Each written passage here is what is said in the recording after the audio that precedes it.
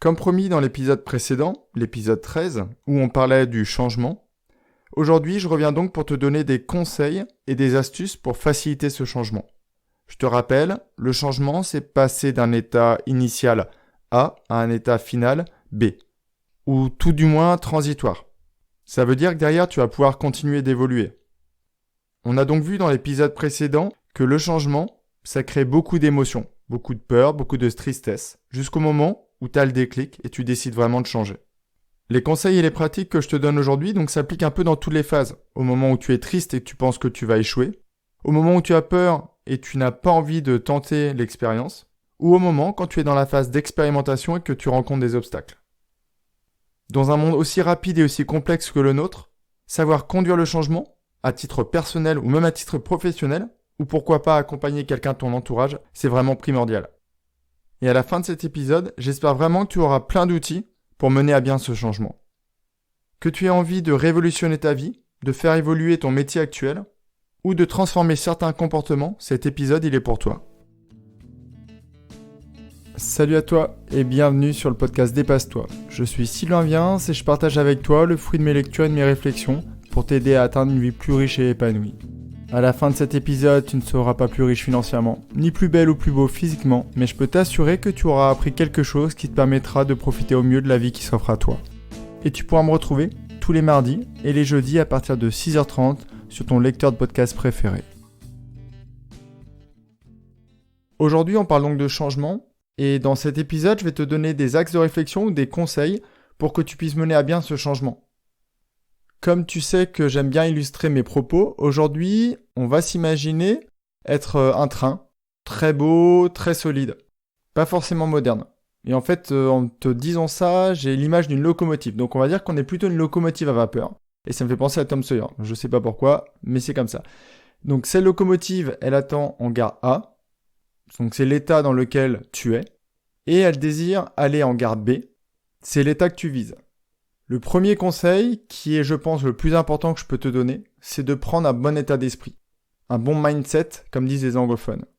Le premier caractéristique que doit avoir ton mindset, ton état d'esprit, c'est de considérer que peut-être tu n'arriveras jamais en gare B.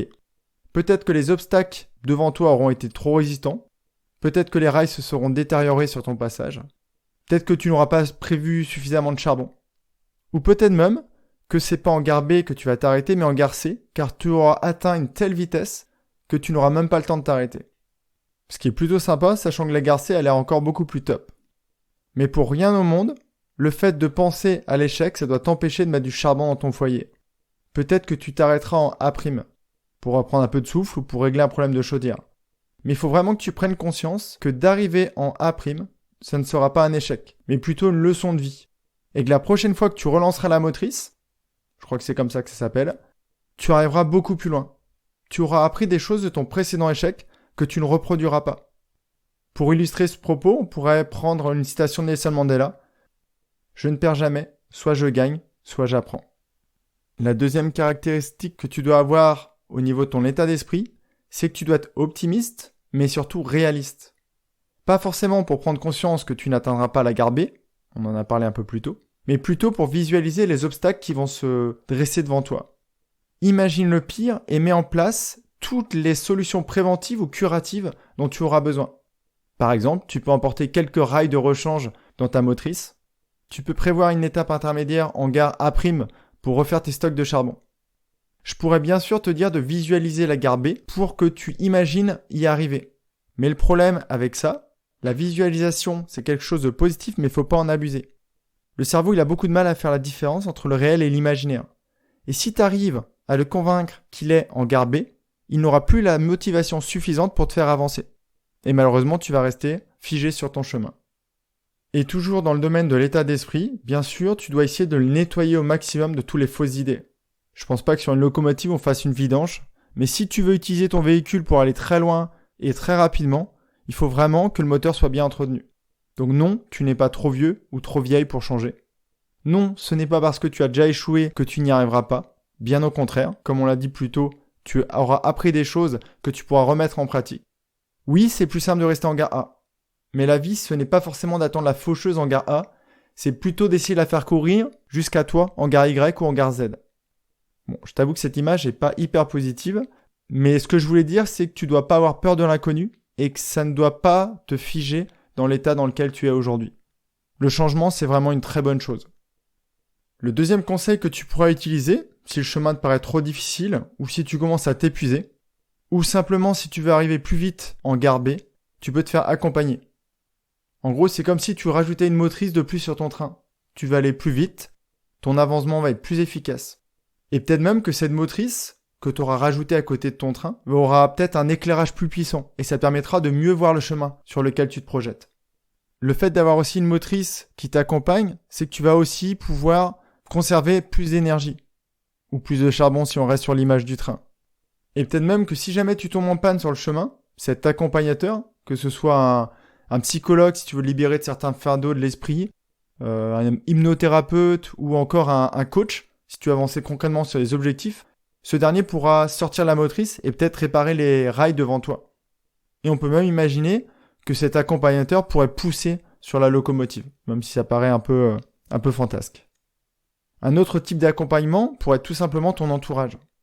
Parle-en autour de toi, de ton envie de changer. Je te dis pas que tout le monde t'y aidera, bien au contraire. Il est même possible que certaines te mettent des bâtons dans les roues, car il n'est jamais très agréable de voir les autres avancer, alors que toi-même tu restes parqué à la gare. Mais je suis sûr que dans ton entourage, tu vas trouver des gens qui auront déjà fait ce trajet, qui seront partis de A et qui seront arrivés en gare B. Et eux pourront vraiment te donner beaucoup de conseils.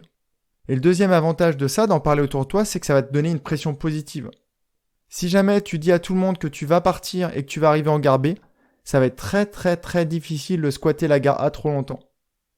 Mais encore une fois, attention au saboteur qui pourra essayer de trafiquer ton moteur.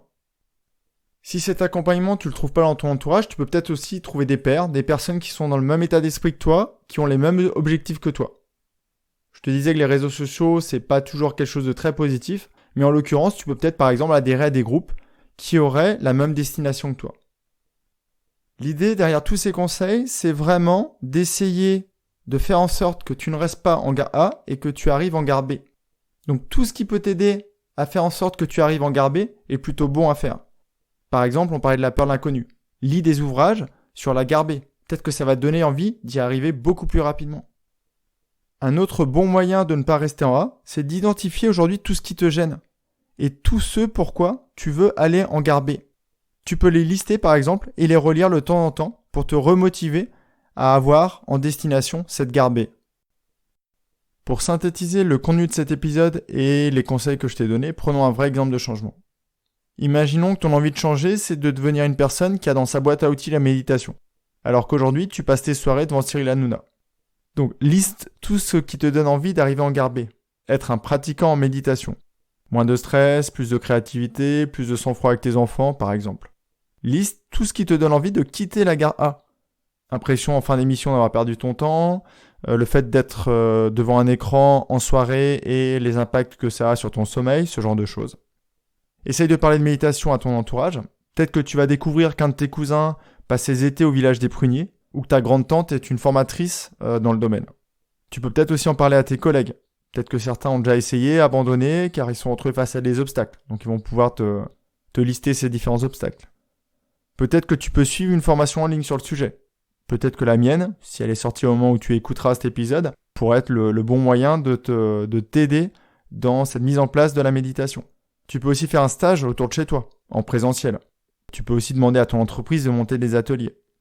L'idée aussi, donc, c'est d'identifier tous les obstacles. Donc peut-être ceux que ton collègue a rencontrés, mais aussi de te poser la question, est-ce que mon environnement aujourd'hui est adéquat pour faire ça ? Tu peux peut-être parler de cette envie à ta femme, à ton homme, à tes enfants, pour qu'ils comprennent le besoin de ces 15 minutes où tu vas être seul et où tu vas pouvoir vraiment pratiquer. Tu peux peut-être aussi lire des ouvrages sur le sujet. Ce que je viens de faire là relativement rapidement, tu peux le faire sur tous les sujets de changement. Imaginons qu'aujourd'hui c'est ton emploi qui ne te convient pas. Imagine que tu veux passer, un exemple complètement aléatoire, de manager et chef de projet informatique à coach de vie ou consultant en épanouissement professionnel. Oui, ça doit te rappeler quelqu'un. Tu peux donc déjà rencontrer les personnes qui se sont reconverties. Tu peux en parler à ton entourage et peut-être que tu vas retrouver des personnes ressources, des personnes qui vont pouvoir t'aider dans cette quête. Tu vas peut-être aussi pouvoir contacter un coach spécialisé dans le changement de métier. Tu peux lire des bouquins sur l'ikigai, on en parlera dans un futur épisode. Et tu peux par exemple dresser une liste de tous les inconvénients que tu as dans ton activité d'aujourd'hui. Et ça va vraiment te motiver pour la quitter et pour passer à autre chose. En attendant le sujet de la semaine prochaine, que je ne pensais pas avoir vraiment défini. Et en fait, en te parlant de ça, je me rends compte que ce changement, c'est aussi très en lien avec se définir un objectif. Et donc, on va vérifier ensemble que la gare B, c'est bien une destination qui est pour toi. On va parler d'écologie personnelle. Je tenais à te remercier pour le bouche à oreille. Mon podcast est de plus en plus écouté, j'ai de plus en plus de retours. Je t'avoue que ça m'apporte une certaine satisfaction, même si c'est pas le but de rechercher. Mais ce qui me rend vraiment très heureux, c'est de me dire qu'il y a des gens qui sont en train de quitter cette gare A et qui vont vers une gare B. Si jamais c'est pas encore grâce à toi que les gens changent autour de nous, apporte ta petite pierre à l'édifice et parle peut-être de ce podcast à tes amis. Tu peux peut-être leur parler aussi du fait qu'aujourd'hui je t'ai donné envie de voyager. Je te donne rendez-vous sur le quai 15 la semaine prochaine. Et en attendant, tu peux peut-être déjà identifier quelques axes d'évolution dans ta vie, quelques axes de changement. Prends bien soin de toi et à très vite.